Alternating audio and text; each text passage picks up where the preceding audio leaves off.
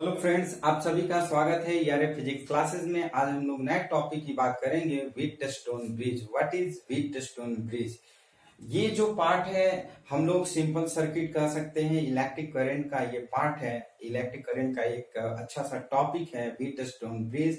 ये long question में पूछा जाता है आपके एग्जाम में, बोर्ड एग्जामिनेशन से बेसिक एग्जाम में ये आपको लॉन्ग क्वेश्चन के रूप में आता है। तो हम लोग जानते हैं Wheatstone bridge.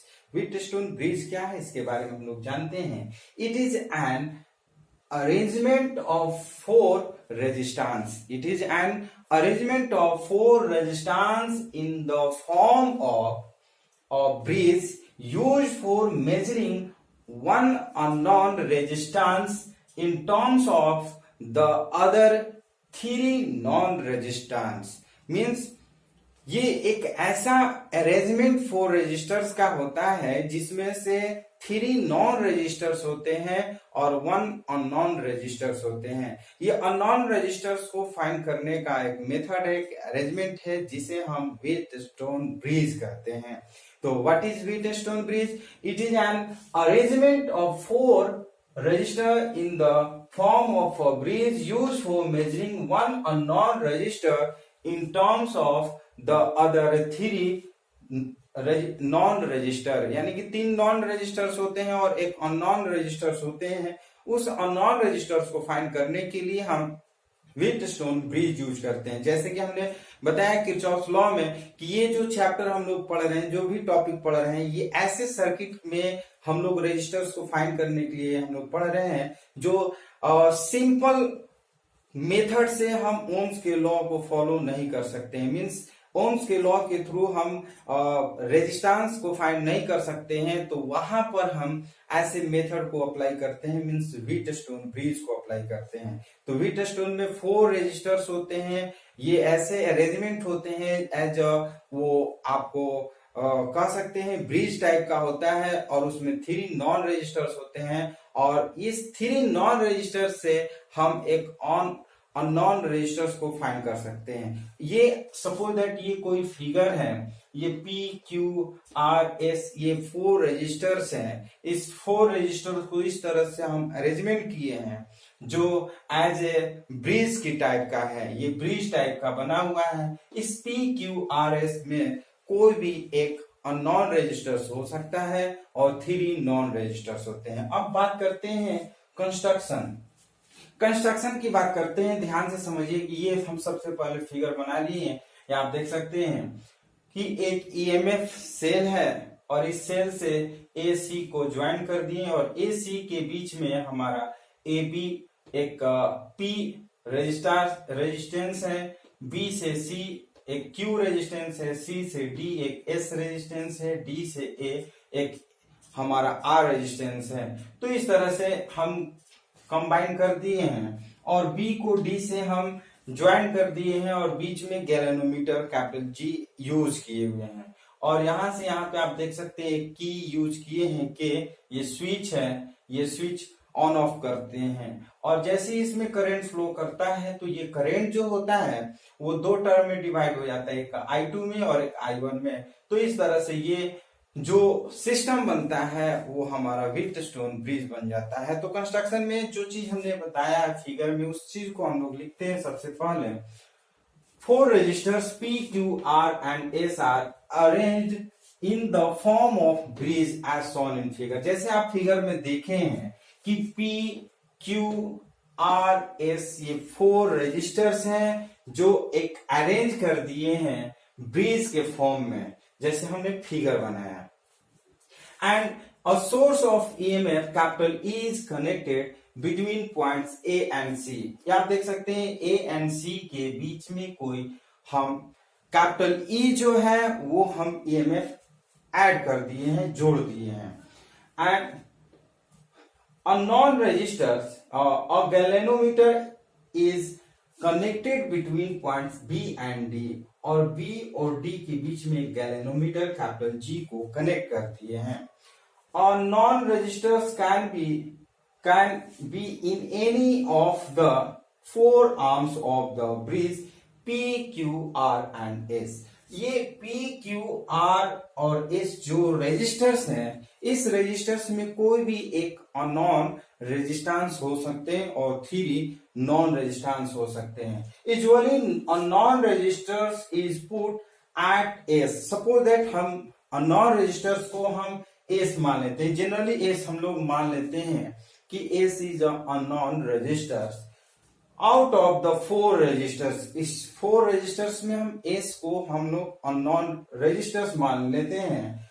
1 is unknown and 1 is variable. एक अगर ये अननोन मान लेते हैं तो सपोज दैट आर जो है वो वेरिएबल ले लेते हैं, and the other 2 can be standard resistance, and P and Q को हम स्टैंडर्ड रेजिस्टेंस ले लेते हैं। तो इस तरह से 4 रजिस्टर्स है, P Q R and S. P Q को स्टैंडर्ड रेजिस्टेंस कर लेते हैं, आर को हम लोग वेरिएबल रेजिस्टेंस बोल लेते हैं, एंड एस को हम लोग अननोन रेजिस्टेंस बोल लेते हैं। और इस अननोन रेजिस्टेंस को फाइंड करने के लिए हम लोग व्हीटस्टोन ब्रिज यूज करते हैं।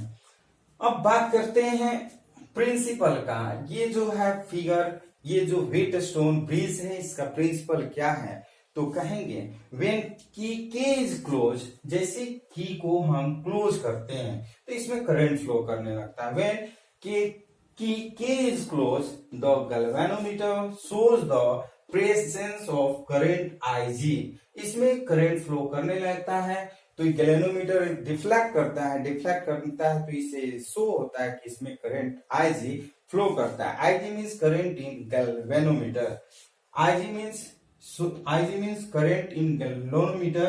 Through it, the value of resistance, say capital R, is adjusted in such a way that the galvanometer shows no deflection. Means capital R resistance को, जैसे हमने बोला कि वेरिएबल रेजिस्टेंस हमने इसको ले लिया है, कैपिटल R रेजिस्टेंस को इस तरह से हम लोग वैरी करते हैं या फिर इसको इस तरह से अरेंजमेंट करते हैं ताकि इसका जो डिफ्लेक्शन जो है, करंट फ्लो करता है तो गैल्वेनोमीटर डिफ्लेक्शन करता है। तो हम रेजिस्टेंस को पहले ही इतना कर लेते हैं, इस तरह से अरेंजमेंट कर लेते हैं कि कोई डिफ्लेक्शन न हो। Galvanometer means no deflection, means the value of resistance से capital R is adjusted in such a way, capital R को इस तरह से हम एडजस्ट कर रहे हैं with that the galvanometer shows no deflection। ये गैल्वेनोमीटर कोई डिफ्लेक्शन शो नहीं करेगा। क्यों? क्योंकि करंट को अपोज करेगा कैपिटल आर, करंट जाएगा ही नहीं। जब करंट जाएगा नहीं तो वहां पे कोई डिफ्लेक्शन नहीं होगा। At this stage, the potential at points B and D, the potential at point B means जितना यहाँ से पोटेंशियल होगा उतना पोटेंशियल यहाँ पे होगा। The potential at point B and D is equal and hence no current flows through the galvanometer। यानी कि B और D के बीच में कोई करंट फ्लो नहीं होगा और पोटेंशियल डिफरेंस जो होगा दोनों पॉइंट पे इक्वल होगा। The Wheatstone bridge at this stage is said to be current flows through said to be balanced and the ratio of P and Q is equal to the ratio of R and S। तो इस condition में यदि B और D point पे अगर potential difference same होते हैं, equal होते हैं, तो ये हमारा रेशियो P और Q इक्वल हो जाता है रेशियो ऑफ R और S का। That is P by Q is equal to R by S। This is the balance resistance in Wheatstone bridge. ये प्रिंसिपल है। अब बात करते हैं प्रूफ की। प्रूफ में हम लोग करते हैं क्या कि P by Q is equal to R by S prove करते हैं। और as we know that S is a non-resistance, if we want the value of S, then S is equal to P, हम find कर सकते हैं Q by P into R। Q by P into R, this is the value of S। अब हम लोग proof की बात करते हैं। प्रूफ हम लोग करेंगे, इस व्हीटस्टोन ब्रिज को हम लोग प्रूफ करेंगे। प्रूफ में हम लोग करते क्या है कि इस फिगर के हेल्प से, इस फिगर को हम लोग क्या करते हैं, फिगर से हम लोग इसको प्रूव करते हैं। ध्यान से आप लोग समझिएगा। यहां पर हम लोग प्रूफ की बात करते हैं। प्रूफ में हम सबसे पहले इसमें 2 सर्किट, क्लोज सर्किट बन रहा है। एक ये फर्स्ट और ये सेकेंड। ये दो बन रहा है, तो applying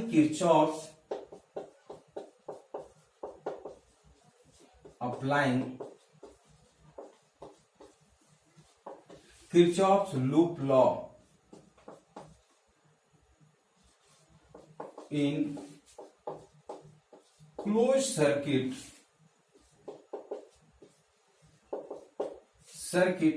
A B D A, close circuit A B D A।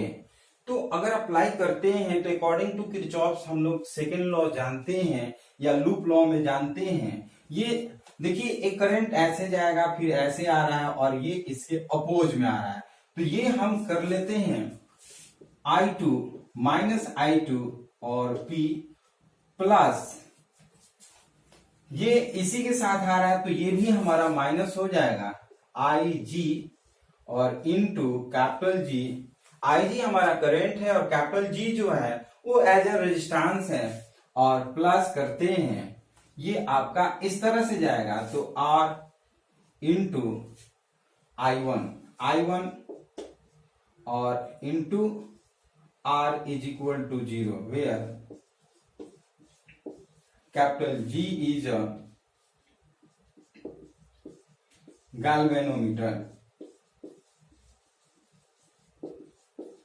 ध्यान से समझिएगा, जैसे हम लोग according to Kirchhoff's loop law जानते हैं कि sum of the all potential is equal to 0। ये टोटल पोटेंशियल को हम लोग 0 कर लिए हैं। आप देख रहे हैं कि यहाँ पे माइनस, तो यहाँ पे देखिए कि ये करंट जो है इस सर्किट में इंटर कर रहा है, तो ये इंटर कर रहा है तो ये नेगेटिव, ये भी नेगेटिव, तो इसका ये अपोजिट ही जा रहा है। तो अपोजिट मीन्स अगर ये नेगेटिव लेते हैं तो ये पॉजिटिव ले लेते हैं, मीन्स I1 R जो है वो पॉजिटिव हो जाएगा। फिर क्या करते हैं, इसी तरह से सिमिलरली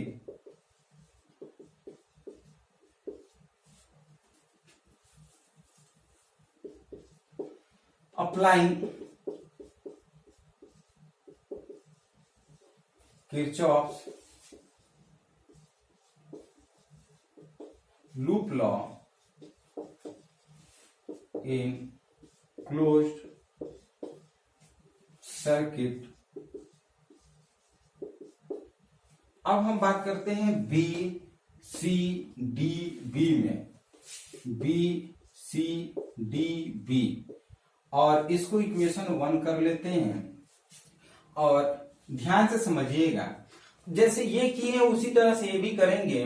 ये आपका माइनस, ये आपका हो जाएगा I2 और minus IG into capital Q, और ये फिर इसके साथ ये, और ये आपका माइनस हो जाएगा minus IG into capital G और प्लस ये आपका। अब देखिए कि ये जो है इसके अपोजिट में है, तो इसको हम लिख सकते हैं I1 प्लस IG और into capital S is equal to 0। इसका भी हम लोग सम 0 कर लेते हैं, इसको equation 2। As we know that ये जो सर्किट है ये बैलेंस कब होता है, जब इसमें करंट नहीं फ्लो करता है। तो हम लोग लिखेंगे in the case of balance, ध्यान से समझिएगा,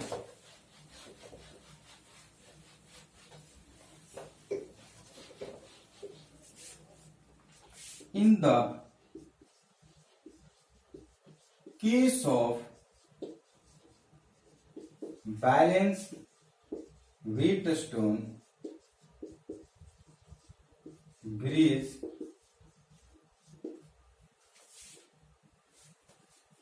in the case of balanced Wheatstone bridge हम लिख सकते हैं क्या, means current of galvanometer is 0, current of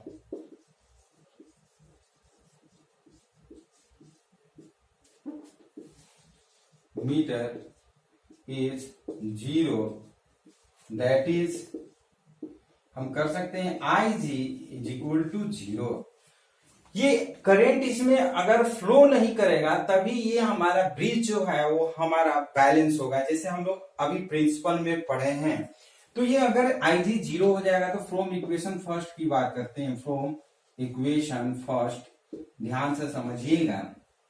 from equation first, तो IG अगर जीरो हो जाए तो ये तो वैल्यू पूरा जीरो हो जाएगा, तो लिखेंगे माइनस I2 P और plus I1 R is equal to zero. ये तो हमारा जीरो हो जाएगा, तो हम लिख सकते हैं I1 R is equal to minus I2 P, उधर जाएगा तो प्लस में हो जाएगा, ये I2 P या I1 by I2 is equal to P by R। इसको इक्वेशन 1 कर ले, इसको इक्वेशन 3 कर लेते हैं। और फिर जैसे हम किए हैं, नाउ फ्रॉम इक्वेशन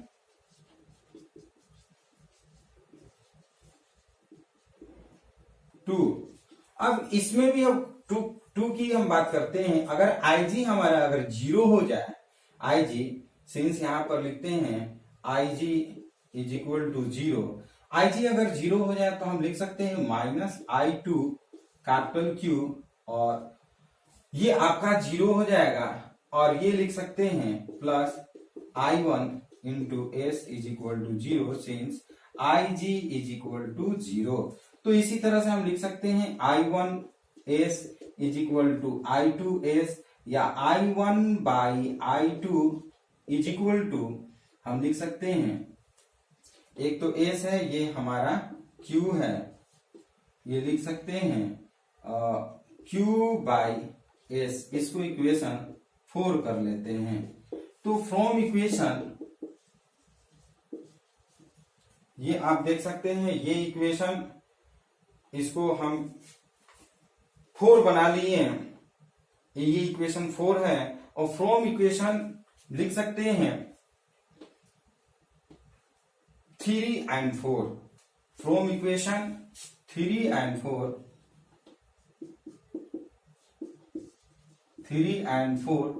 ये आप देख सकते हैं कि यदि लेफ्ट हैंड इक्वल है तो राइट हैंड भी इक्वल हो जाएगा। तो लिख सकते हैं P by R is equal to Q by S, और इसको लिख सकते हैं ऐसे भी P by Q is equal to R by S। ये आपका थ्योरी प्रूफ हो गया। सपोज दैट S फाइंड करना हो, S इज इक्वल टू लिख सकते हैं, ये हम Q लिख सकते हैं Q by P into R, ये आपका प्रूफ हो गया। तो इस तरह से हम लोग व्हीटस्टोन ब्रिज का थ्योरी प्रूफ कर लिए हैं। ये आप देख सकते हैं, अगर नीचे में अगर आपको डाउट होगा तो ये चीज हम यहाँ पर भी लिख सकते हैं। ये आप I1 by I2 is equal to Q by S, ये इक्वेशन 2 था। ये नीचे वाला इक्वेशन है, इक्वेशन 3, ये 4 था, ये 4। इक्वेशन 3 और 4 का आप देख सकते हैं कि लेफ्ट हैंड इक्वल होगा तो राइट हैंड भी इक्वल होगा, तो हम इक्वल कर लिए। और इसको हम इस तरह से भी लिख सकते हैं P by Q is equal to R by S।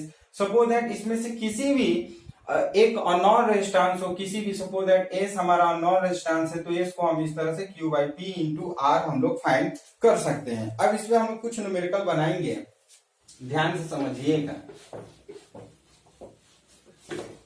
Numerical बहुत ही आसान होता है किसी भी चैप्टर का, यदि आप उसको ध्यान से समझते हैं, थ्योरी समझ में आ जाता है तो न्यूमेरिकल बहुत ही आसान बन जाता है। हम लोग बात करेंगे 2-3 न्यूमेरिकल का। आप लोग भी कोशिश करिएगा न्यूमेरिकल बनाने का, कमेंट बॉक्स में जरूर न्यूमेरिकल बनाइएगा और बताइएगा कितना आ रहा है। जैसे कि मान लेते हैं ये जो है,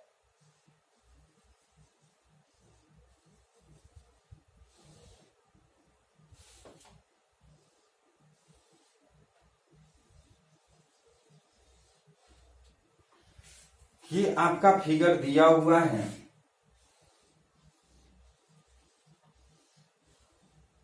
ये आपका क्वेश्चन दिया हुआ है, एक और दिया है इस तरह से,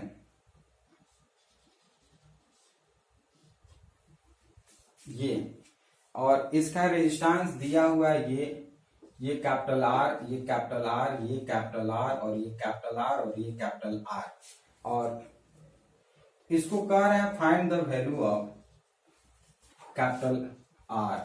means in the given question ये है, in the given figure find the equivalent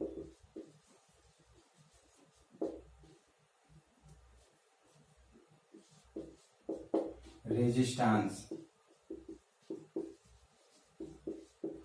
ये जो है फिगर दिया हुआ है इस तरह से, हमें फाइंड करना है इक्विवेलेंट रेजिस्टेंस को। तो इक्विवेलेंट रेजिस्टेंस कैसे फाइंड कर सकते हैं, ध्यान से समझिएगा।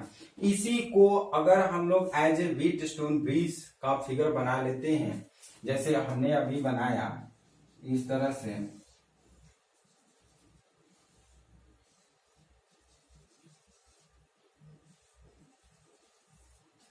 ये हमारा व्हीटस्टोन ब्रिज था। हम लोग ये मान लेते हैं ये पॉइंट है, ये जो है ये पॉइंट है, और ये हमारा आर है, ये भी आर, ये भी आर, और ए भी आर, और ए भी आर। एज ये जो है वो आपका गैल्वेनोमीटर का रेजिस्टेंस है। ये आपका 2R इस तरह से हम कर दिए, ये 2R जो है इस तरह से कर दिए। ये आपका इस तरह का बन गया, ये इस तरह का, और ये बीच में ये बन गया। और एज ए आप जानते हैं ये जो है हम कर सकते हैं कि एक के बाद जब एक ज्वाइंट होते हैं तो वो आपका सीरीज में बन जाता है। इसी को हम ऐसे भी बना सकते हैं figure.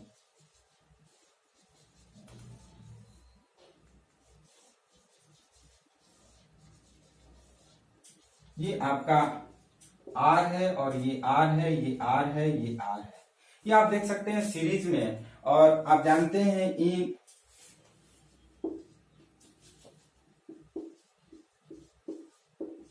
In series combination of resistance हम लिख सकते हैं R S is equal to R1 plus R2 is equal to R plus R is equal to 2R। और जब ये 2R होगा तो नीचे भी हमारा 2R हो जाएगा। इस तरह से हम फिगर बना सकते हैं। ये आपका 2R हो जाएगा और ये भी 2R हो जाएगा। और आप देख सकते हैं ये दोनों जो है वो पैरेलल फॉर्म में है। तो in parallel combination of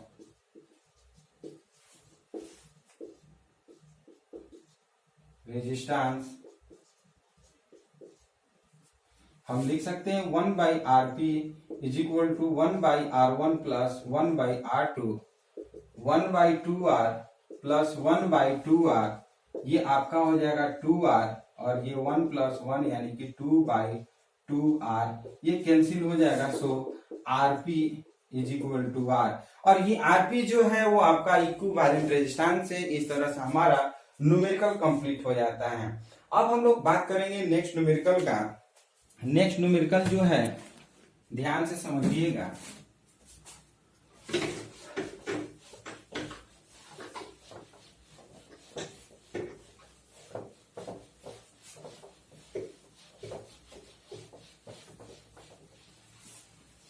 next numerical है in the given figure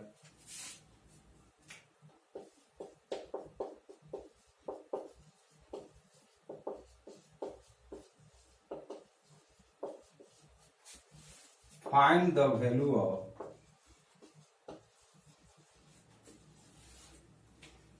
value of in the given figure find the value of x।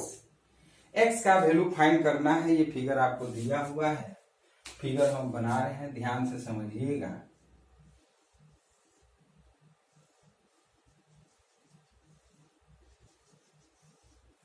ये x है,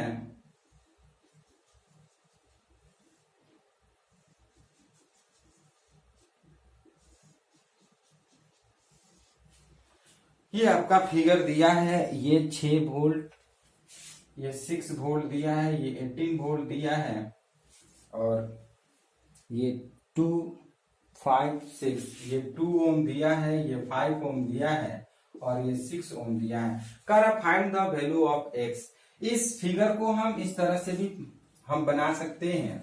ध्यान से समझिएगा, इस फिगर को हम लोग एज ए व्हीटस्टोन ब्रिज भी बना सकते हैं।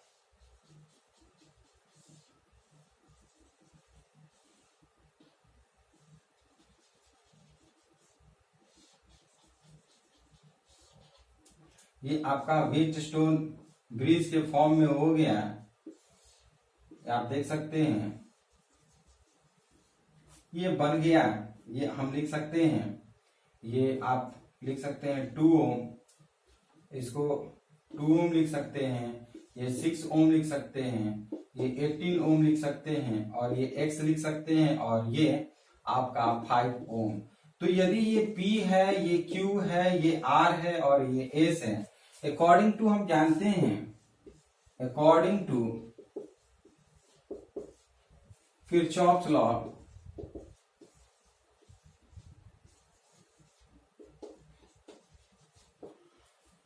हम जानते हैं P by Q is equal to R by S. P by Q is equal to R by S हम लोग जानते हैं।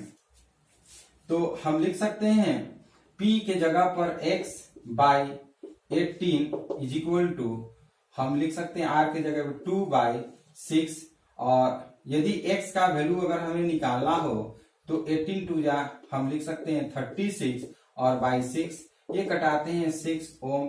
ये इस फिगर का हमारा आंसर हो जाता है। तो आराम से इस फिगर को हम एज ए किरचॉफ लॉ का फिगर के रूप में बनाते हैं, उसके बाद इसको सॉल्व करते हैं। एक और न्यूमेरिकल हम लोग बनाते हैं, बहुत ही आसान है। इस फिगर को बना करके आप भी सॉल्व करिएगा। सॉल्व करने के बाद कमेंट बॉक्स में जरूर बताइएगा कि कितना आंसर आप लोग का आया। क्या 6 ओम आया आपका? यदि आया होगा तो जरूर कमेंट बॉक्स में लिखिएगा। एक और क्वेश्चन हम लोग बनाने जा रहे हैं, ध्यान से समझिएगा। ये आपका फिगर दिया हुआ है,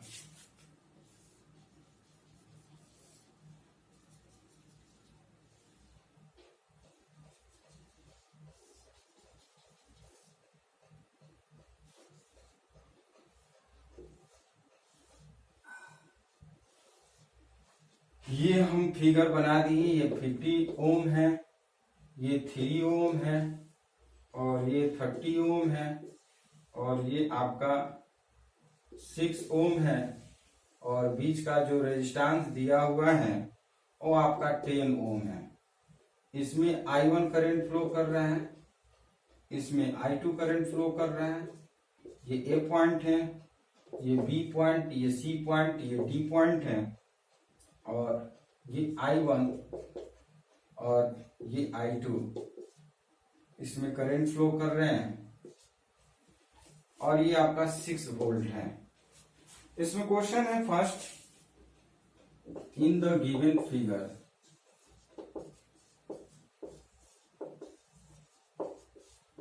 find the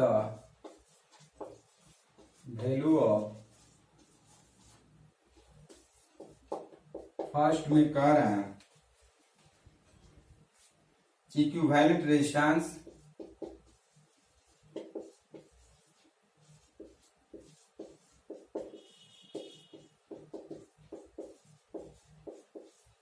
between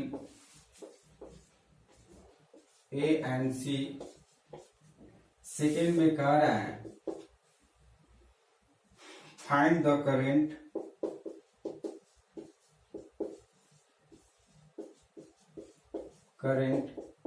I1 and I2। ये आपका 2 क्वेश्चन है, दोनों क्वेश्चन को हमें फाइंड करना है। ध्यान से समझिएगा। सबसे फर्स्ट क्वेश्चन की बात करते हैं, equivalent resistance between A and C। A और C के बीच का इक्विवेलेंट रेजिस्टेंस, जैसे कि हम लोग इसको फिगर बनाएंगे, इस तरह से भी फिगर बना सकते हैं। जैसे इसके पहले न्यूमेरिकल हमने बताया कि जिस तरह से ये एक के बाद एक कंबाइन करते हैं, इसको हम ऐसे भी कर सकते हैं। ये 15 ओम है, और ये आपका 3 ओम है, और ये आपका 30 ओम, और ये आपका 6 ओम। ये आप लोग इसको सॉल्व करके खुद से कमेंट बॉक्स में जरूर बताइएगा कि कितना इसका इक्विवेलेंट रेजिस्टेंस है। जैसे कि हम लोग इसके पहले पढ़े हैं, ये आप देख सकते हैं 15 ओम और 3 ओम जो है वो एक के बाद एक कंबाइन है, तो ये हम कर सकते हैं series combination. In the series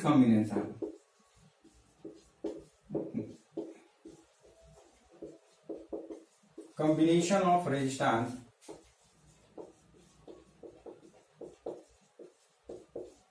हम लिख सकते हैं RS is equal to R1 plus R2 15 plus 3 यानी कि 18 ओम। और इसी तरह से हम कर सकते हैं RS dash is equal to ये लिख सकते हैं R1 plus R2 is equal to 30 plus 6 is equal to 36 Om.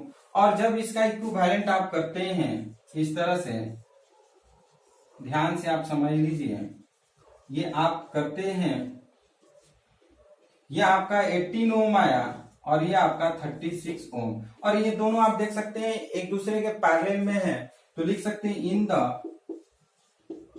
Parallel combination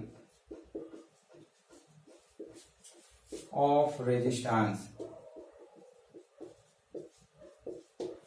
तो हम जानते हैं 1 by R P is equal to 1 by R1 plus 1 by R2 is equal to 1 by 18 plus 1 by 36। 36 जो है एलसीएम हो जाएगा 2 plus 1 यानी कि 3 बाई 36, ये हो जाएगा 1 बाई 12। तो हम लिख सकते हैं सो आरपी इज इक्वल टू, ये अगर 1 बाई आरपी आरपी अगर निकालेंगे तो ये 12 ऊपर चल जाएगा 12 ओम। ये जो है हमारा, हम कर सकते हैं, थोड़ा सा हम रिफिल भर लें, ये जो है हम लिख सकते हैं इक्विवेलेंट रेजिस्टेंस है। इक्विवेलेंट रेजिस्टेंस तो हम निकाल लिए। अब हमें निकालना है क्या, I1 और I2। हमें करंट का वैल्यू फाइंड करना है I1 और I2। तो ये आप लोग भी फाइंड करिएगा कि जो इक्विवेलेंट रेजिस्टेंस है वो कितना आया है। कमेंट बॉक्स में जरूर आप लोग भी लिखिएगा और I1 I2 का वैल्यू फाइंड करिएगा और वो भी बताइएगा कि I1 और I2 का वैल्यू कितना आया। और find the current I1 and I2। हमें अगर करंट वैल्यू फाइंड करना हो तो पहले तो हम टोटल करंट की बात करते हैं। Total current I is equal to हम लिख सकते हैं E बाई R, और E का वैल्यू दिया है 6 और R है इसका इक्विवेलेंट रेजिस्टेंस जो है वो 12 मीन्स 1/2 एम्पियर। ये I जो है वो 1/2 एम्पियर मीन्स टोटल जो इलेक्ट्रिक करंट है इस सर्किट में वो 1/2 एम्पियर है। हमें ये 1/2 एम्पियर जो है वो I1 में डिवाइड हो रहा है और I2 में, तो I1 का वैल्यू कितना होगा और I2 का वैल्यू कितना होगा हम लोग उसका फाइंड करेंगे। अब बात करते हैं, ध्यान से समझिएगा, ये क्वेश्चन में दिया हुआ है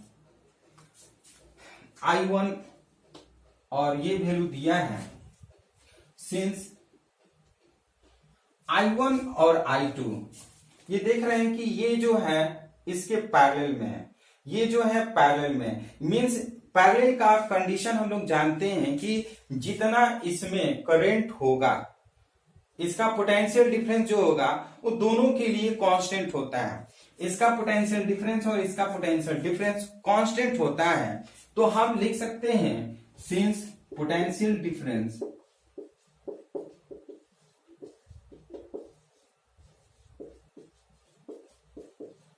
इज कांस्टेंट, सो लिख सकते हैं I1 और ये आपका 15 is equal to I2 into 30 कर लेते हैं। ये ध्यान से समझिएगा, I1 इंटू 50 और बाई I2 इंटू 30 कर लेते हैं। तो अगर हम इसको करते हैं तो हम लिख सकते हैं ये I1 इज इक्वल टू ये 15 2 जा ये 2I2 लिख लेते हैं। I1 इज इक्वल टू क्या लिख लेते हैं 2I2। ये क्यों किए हैं, क्योंकि ये दोनों जो है वो पैरेलल में है और पैरेलल में जो होता है पोटेंशियल डिफरेंस इसके लिए भी पोटेंशियल डिफरेंस इक्वल है, इसके लिए भी पोटेंशियल डिफरेंस इक्वल है। यदि आप कंफ्यूजन होंगे तो हम ऐसे भी कर सकते हैं, I1 into 15 is equal to 6, और लिख सकते हैं I2 into 30 is equal to 6। इसका भी पोटेंशियल डिफरेंस 6 वोल्ट होगा, इसके लिए भी पोटेंशियल डिफरेंस 6 वोल्ट होगा। तो इसको इक्वेशन 1, इसको इक्वेशन 2 कर लेते हैं। From equation 1 and 2, from equation 1 and 2 हम देख सकते हैं कि जब ये इक्वल है तो ये भी इक्वल होगा ना। I1 into 15 is equal to I2 into 30, और ये 15 2 जा, ये I1 का वैल्यू जो होगा 2 I2 हो जाएगा। अब हम जानते हैं since total current, since I is equal to I1 plus I2, ध्यान से समझिएगा, since I is equal to I1 plus I2, और I की जगह पर हम क्या करेंगे, I का वैल्यू हम 1/2 रखते हैं, इज इक्वल टू, और I1 की जगह पर 2I1 और प्लस I2 ये रख लेते हैं, और ये I2, तो ये 3I2 is equal to 1/2। So I2 is equal to, ये 2 3 जा 6 एम्पियर। I2 का वैल्यू हमारा 1/6 एम्पियर है। और यदि हमें यहां पे देखिएगा, इसको इक्वेशन 3 कर लेते हैं। फ्रॉम इक्वेशन 3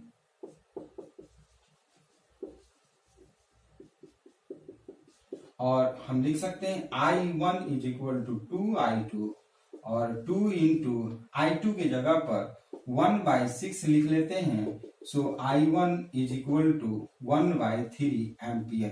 तो ये I1 का वैल्यू 1/3 एम्पियर, I2 का वैल्यू 1/6 एम्पियर, ये हम वैल्यू फाइंड कर लिए। तो ये न्यूमेरिकल आपको कैसा लगा ये कमेंट बॉक्स में जरूर बताइएगा। और यदि हमारा वीडियो अच्छा लगा तो कमेंट लाइक जरूर करिएगा, और यदि आप हमारे नए व्यूअर हैं तो एक सब्सक्राइब जरूर करिएगा। तो फिर मिलते हैं हम लोग नेक्स्ट वीडियो में। धन्यवाद।